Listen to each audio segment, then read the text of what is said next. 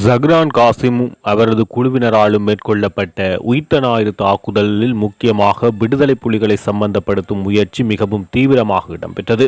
அதுடன் சஹ்ரான் தரப்பினரை காப்பாற்றும் வகையில் பவுனதீவு சம்பவத்தில் இடம்பெற்ற சூழ்ச்சி தற்போது அவிழ்க்கப்பட்டுள்ளது. இதன் காரணமாக தொடர்ச்சியாக சில கைதுகள் இடம்பெற்றுள்ளது. இந்த பவுனதீவு விவகாரத்தில் இராணுவ புலனாய்வாளர்கள் பின்னணியில் நின்று அதை விடுதலை புலிகள் பக்கம் மடைமாற்றும் செயற்பாட்டை மேற்கொண்டுள்ளமை இப்பொழுது உறுதியாக அடையாளம் காணப்பட்டுள்ளது. அதன் அடிப்படையில் புலனாய்வாளர், குறிப்பாக மட்டக்களப்பு பகுதியில் புலனாய்வு அதிகாரியாக இருந்த ஒரு போலீஸ் அதிகாரி நேற்றைய தினம் கைது செய்யப்பட்டார். அவர் தற்போது பயங்கரவாத தடுப்பு பிரிவில் 72 மணத்தியாளங்கள் தடுத்து விசாரணைக்கு உட்படுத்துவதற்கு அனுமதி வழங்கப்பட்டுள்ளதாக குற்றப்புலனாய்வு திணைக்களம் தெரிவித்துள்ளது. இந்த விடயம் தொடர்பாக பார்க்கின்ற போது பிள்ளையான் கைது செய்யப்பட்டார். அதனைத் தொடர்ந்து இனிய பாரதி கைது இடம்பெறுகின்றது. இவர்கள் இருவரிடத்தும் இடம்பெற்ற விசாரணைகளின் அடிப்படையில் தற்போது சில உண்மைகள் வெளியாகியுள்ளது. குறிப்பாக இந்த உயிர்த்த ஞாயிறு தாக்குதலுக்கு முன்னைய காலத்தில் பவுனதீவில் இடம்பெற்ற படுகொலை, அதாவது காவலர் நிலையத்தில் இருந்த போலீஸ் பரிசோதகர்கள், போலீஸ் கான்ஸ்டபிள் மற்றும் குறிப்பாக நிரோசன் பிரசன்ன, உடுகம மற்றும் கான்ஸ்டபிள் கணேஷ் தினேஷ் ஆகியோர் காவல் நிலையத்திலிருந்து 1.5 கிலோமீட்டர் தொலைவில் அமைந்துள்ள காவல்துறை வீதித்தடையில் பணியில் இருந்த போது சுட்டும் வெட்டியும் கொல்லப்படுகிறார்கள். அதில் ஒருவர் காவலர் இல்லத்தில் உள்ள படுக்கையில் அவருடைய உடல் காணப்படுகிறது. இன்னொருவருடைய உடல் காவல் நிலையத்துக்கு அருகில் உள்ள மரத்தில் தூக்கில் தொங்கவிடப்பட்ட நிலையில் காணப்பட்டது. எனவே இந்த 2 படுகொலைகளையும் மேற்கொண்டவர்கள் சஹ்ரான் காசிம் உட்பட அந்த உயிர்த்த ஞாயிறு தாக்குதல் சம்பவத்துடன் தொடர்புடையவர்கள். அதை திசை திருப்பும் முகமாக, உயிர்த்த ஞாயிறு தாக்குதல் விசாரணைகளை திசை திருப்பும் முகமாக இந்த செயற்பாடுகளை மேற்கொண்டு அதை விடுதலை புலிகள் பக்கம் சாய்க்கும் செயற்பாடுகளை திட்டமிட்டு இந்த புலனாய்வாளர்களுக்கு இருந்து மேலிருந்த ஒரு தலைமை இந்த திட்டத்தை வகுத்துள்ளது. அந்த பிக் பாஸ் யார் என்பதே தற்போது கேள்வியாக உள்ளது.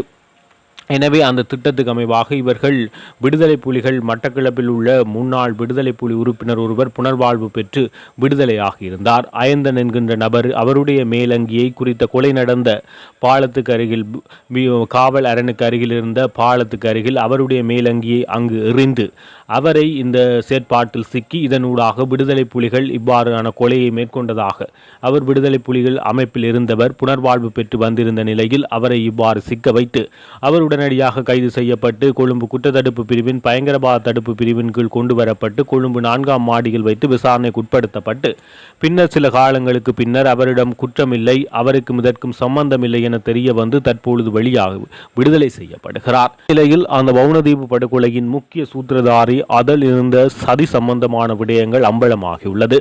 பிள்ளையானினுடைய வாக்குமூலத்தின் அடிப்படையில் நிலந்த ஜெயவர்தன கைது செய்யப்படுகிறார். நிலந்த ஜெயவர்தன கைது செய்யப்படுகின்ற அதன் அடிப்படையில் மட்டக்களப்பு பிரிவு புலனாய்வு பிரிவின் முன்னாள் பொறுப்பதிகாரி கைது செய்யப்படுகிறார். அவர்கள் இருவரும் இணைந்தே இவ்வாறான இராணுவ புலனாய்வு நடவடிக்கையினூடாக திசை மாற்றும் நடவடிக்கையை மேற்கொண்டுள்ளார்கள். திட்டமிட்டு படுகொலையை அவர்கள் சஹ்ரான் குழுவினரை கொண்டு மேற்கொண்டு விட்டு அந்த உயிர்த்த ஞாயிறு தாக்குதல் எனும் பெரிய தாக்குதல் மேற்கொள்வதற்காக இவர்கள் மீது சந்தேகம் ஏற்படாத வகையில், சந்தேகங்களையும் போலீசாரினுடைய பார்வையையும் திசை திருப்பும் வகையில் இந்த கொலையை மேற்கொண்டு போலீசாரையே கொலை செய்து அவர்கள் விடுதலை புலிகள் பக்கம் அந்த குற்றங்களை பரப்புகிறார்கள். இந்த உயிர்த்த ஞாயிறு தாக்குதல் சம்பவத்தில் இருந்தே இந்த ஒரு விடயம் நாங்கள் எதிர்வு கூறக்கூடியதாக இருக்கிறது. இவ்வாறு அரச புலனாய்வாளர்கள் தமக்கு ஏற்ற வகையில் திசை திருப்பும் முயற்சியை மேற்கொள்கிறார்கள் எனில் யுத்த காலத்திலும் விடுதலை புலிகளுடைய ஆட்சி காலம் இடம்பெறுகின்ற போதிலும் தெற்கில் சில படுகொலைகள் இடம்பெறுகிறது. அதேபோல் ராஜீவ்காந்தி கொலை உட்பட சில முக்கியமான படுகொலைகள் இடம்பெறுகிறது. அதில் விடுதலை புலிகளுடைய பெயர்கள் இணைக்கப்படுகிறது. எனவே அந்த காலங்களில் தொடர்ச்சியாக அரச புலனாய்வாளர்கள் சதி நடவடிக்கைகளை மேற்கொண்டு அவர்களே தமது செயற்பாடுகளின் ஊடாக அங்கு படுகொலைகளை நிகழ்த்திவிட்டு அதை விடுதலை புலிகள் பக்கம் சாய்க்கின்ற செயற்பாடுகளை மேற்கொண்டிருக்கலாம் என ஊகங்கள் வெளியாகின்றது. இப்பொழுது இந்த உயிர்த்த ஞாயிறு தாக்குதலில் பவுனதீவு படுகொலையை எடுத்து பார்க்கின்ற போது நிச்சயமாக அவ்வாறான காலப்பகுதியில் இவ்வாறு அரச புலனாய்வாளர்கள் வேண்டுமென்றே தம்முடைய நலனுக்காகவும் விடுதலை புலிகள் மீது பழியை சுமத்தி விடுதலை புலிகள் மீது குற்றத்தை ஏற்படுத்தி தம்முடைய அரசியல் ஆதாயங்களை நிறைவேற்றுவதற்கான செயற்பாடுகளை நிச்சயம் செய்திருக்கலாம் என்ற ஒரு நிலைக்கு வருவதற்கு இது ஒரு சிறந்த சான்றாக அமைகிறது. ஏற்கனவே அந்த காலத்தில் தொடர்ச்சியாக பல்வேறு படுகொலைகள் விடுதலை புலிகள் மீது சுமத்தப்பட்டது. அதே போலே இந்த பவுனதீவு படுகொலையும் சுமத்தப்பட்டிருந்தது. இந்த நிலையில் தற்போது அனுர் அரசாங்கத்தின் விசாரணை, குறிப்பாக பிள்ளையானை கைது செய்து குற்றத்தடுப்பு பிரிவின் கீழ் தொடர்ச்சியாக விசாரணைக்கு உட்படுத்தப்பட்டு வருகின்ற போது அவர் இவ்வாறான உண்மைகளை தற்போது வெளிப்படுத்தியதன் காரணமாக இந்த முடிச்சு அவிழ்க்கப்பட்டுள்ளது. இந்த நிலையில் சிவனேஸ்வரி சந்திரகாந்தன் ஆகிய பிள்ளையானுடைய கைது ஆனது சட்ட ரீதியற்றது, மனித உரிமை மீறலாக காணப்படுகின்றது என உயர்நீதிமன்றத்தில் தொடரப்பட்ட வழக்கு இன்றைய தினம் எடுத்துக்கொள்ள நீதவான் அனுமதித்துள்ளார். ஜனாதிபதி சட்டத்தரணி மற்றும் உதயகமன் பிள்ளை ஆகியோர் சார்பில், அதாவது பிள்ளையான் சார்பில் இவர்கள் இருவரும் ஆஜராகி, பிள்ளையான் அனைவரும் சட்டத்தின் முன் சமன் என்ற சமத்துவத்தின் அடிப்படையில் பிள்ளையானினுடைய அடிப்படை உரிமை மீறப்பட்டுள்ளது. அவர் எந்தவிதமான உண்மையான காரணங்கள் இன்றி, அதாவது எந்தவித விசாரணைகளும் இன்றி பயங்கரவாத தடுப்பு பிரிவில் நேரடியாக கைது செய்யப்பட்டமை அவருடைய தனிமனித உரிமையை மீறுகின்ற நடவடிக்கை எனவும், இன்னும் இவ்வளவு காலமாக தொடர்ச்சியாக விசாரணைக்குட்படுத்தப்படுவதும் அவருடைய மனித உரிமையை மீறுகின்ற செயற்பாடு என வாதிட்டனர். இதன் அடிப்படையில் அந்த வழக்கை மனித உரிமை மீறலாக தற்போது நீதிபதி எடுத்துள்ளார். அந்த வழக்கு எடுக்கப்பட்டுள்ளது. அடுத்த திகதி என்னும் திகதியிடப்படவில்லை என நீதவான் தற்பொழுது குறிப்பிட்டுள்ளார். எனவே இனிவரும் காலங்களில் சில வேளைகளில் பிள்ளையானுக்கு பிணை வழங்குகின்ற செயற்பாடுகள் பயங்கரவாத தடுப்பு பிரிவில் இருந்து அவர் சாதாரண குற்றக்கோவைக்கு கொண்டு வரப்பட்டு பிணை வழங்கப்படுகின்ற செயற்பாடுகள் இடம்பெறலாம். ஏனெனில் தொடர்ச்சியாக தற்போது பிள்ளையானூடாக பல்வேறு கைதுகள் இடம்பெறுகிறது. குறிப்பாக தற்போது முன்னாள் அரச புலனாய்வு அதிகாரிகள், அரச புலனாய்வில் இருந்த முக்கிய புள்ளிகள் தற்போது கைது செய்யப்படுகிறார்கள். எனவே அதற்கு பின்னால் இருந்து மூளையாக செயற்பட்டவர் யார் என்பது வெளிவரப்போகின்ற நிலைமை இருப்பதன் காரணமாக இந்த நடவடிக்கைகள் அவசரமாக மேற்கொள்ளப்படுகின்றன. நாட்டில் தொடர்ச்சியாக கைதுகள் இடம்பெற்று வருகின்ற நிலையில் ரணில் விக்ரமசிங்கவினுடைய விடயமும் தற்போது பேசுபொருளாக மாறியுள்ளது. ரணில் விக்ரமசிங்க கோடபாய ஆட்சி காலத்தில் கோடபாய அறகலிய போராட்டத்தின் காரணமாக நாட்டிலிருந்து வெளியேற்றப்படுகிறார். இதன் காரணமாக ஜனாதிபதி பதவி வெற்றிடமாகிறது. அந்த ஜனாதிபதிக்கு யார் நியமிக்கப்பட வேண்டும் என்று சயித் பிரேமதாசாவிடம் கேட்டபோது அவர் பின்வாங்குகின்ற நிலையில் ரணில் விக்ரமசிங்க அந்த சவாலை ஏற்றுக்கொள்கிறார். அவ்வாறு ஏற்றுக்கொண்டவர் இந்த அறகலிய போராட்டத்தை கட்டுப்படுத்துவதற்காக தொடர்ச்சியாக இராணுவ பலத்தை பயன்படுத்தி அவசர கால சட்டங்களை தொடர்ச்சியாக நடைமுறைப்படுத்தி அதனை கட்டுக்குள் கொண்டு வரும் முயற்சிகளை மேற்கொள்கிறார். இவ்வாறு அவர் மேற்கொண்ட அந்த முயற்சியானது தற்போது உயர்நீதிமன்றத்தில் கேள்விக்குள்ளாக்கப்பட்டு ஒரு முக்கியமான தீர்ப்பு ஒன்று வழங்கப்பட்டுள்ளது. அந்த தீர்ப்பு என்னவென்று பார்க்கின்ற போது ரணில் விக்ரமசிங்க அரசியல் அமைப்பு அதிகாரத்தை முறையற்ற விதத்தில் பயன்படுத்தியுள்ளார் எனவும், அது தனிமனித அடிப்படை உரிமை மீறலாகவும், அவர் தனிமனித அதிகாரத்தை உச்ச அளவில் பயன்படுத்தி மற்றவர்களுடைய அடிப்படை மனித உரிமையை மீறியுள்ளதாக தற்போது உயர்நீதிமன்றத்தில் அந்த தீர்ப்பு வழங்கப்பட்டுள்ளது. எனவே அது ரணில் விக்ரமசிங்கவுக்கு பெரும் பிரச்சனையாக மாற உள்ளது.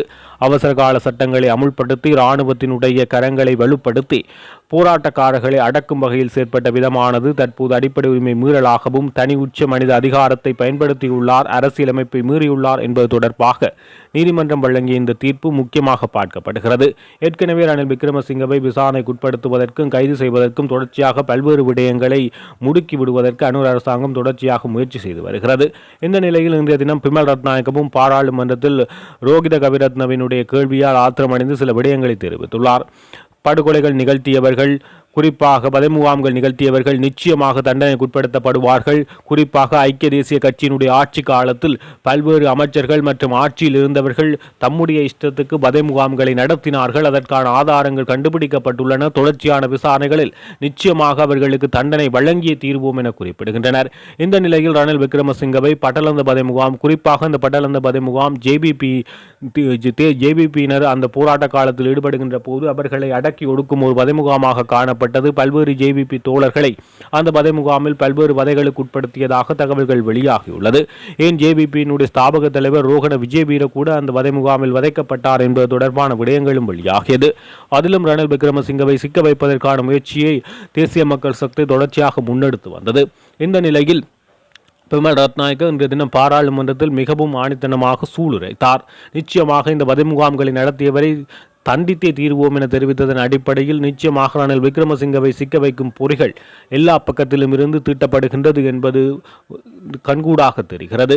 தொடர்ச்சியாக அடுத்தது பிணைமுறி விவகாரத்திலும் அவரை சிக்க வைப்பதற்காக அர்ஜுன் மகேந்திரனை நாட்டு கலைத்து வரும் செயற்பாடுகளையும் தொடர்ச்சியாக ராஜேந்திர மட்டத்தில் தேசிய மக்கள் சக்தி மேற்கொண்டாலும் பின்னடைவையே சந்தித்து வருகின்றது. இதுவரை இந்த விடயம், பிணைமுறி விடயம் மற்றும் நல்லாட்சி அரசாங்கத்தில் தற்பொழுது இந்த அவசரகால தடைச்சட்டம் பயன்படுத்திய விடயம், பட்டலந்த வதை முகாம் ஆகிய விடயம் ஆகியவற்றை கொண்டு ரணில் விக்ரமசிங்கவை சிக்க வைக்கும் செயற்பாடுகளை தற்போது மேற்கொள்ளப்பட்டு வருகிறது. இன்றைய தினம் கருப்பு ஜூலையில் இனக்கலவரத்தில் கொந்தளிக்கப்பட்ட எங்களுடைய தமிழ் உறவுகளை நினைவேந்தி நாங்கள் இன்றைக்கு நினைவேந்தலை முன்னெடுக்கப் போகின்றோம். யாழ்ப்பாண பல்கலைக்கழக மாணவர்களாக கொல்லப்பட்ட, படுகொலை செய்யப்பட்ட எங்கள் உறவுகளை நாங்கள் உணர்வோடு நினைவேந்துவோம். ஒரு நிமிட அகவணக்கத்துடன்.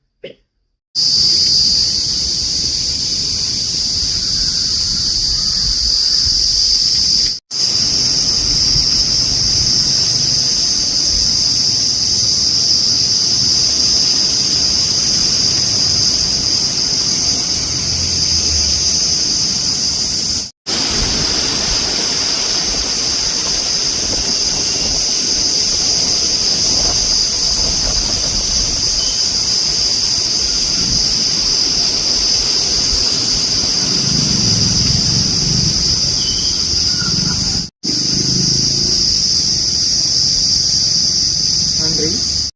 யாழ்ப்பாண பல்கலைக்கழகத்தில் பல்கலைக்கழக மாணவர் ஒன்றியத்தின் ஏற்பாட்டில் இன்றைய தினம் புதன்கிழமை கருப்பு ஜூலை நினைவு தினம் உணர்வுபூர்வமாக அனுஷ்டிக்கப்பட்டது. பல்கலைக்கழக பிரதான வளாகத்தில் கருப்பு ஜூலை நினைவுருவ படத்துக்கு மாணவர்களால் அகவணக்கம் செலுத்தப்பட்டு மலரஞ்சலி செலுத்தப்பட்டது.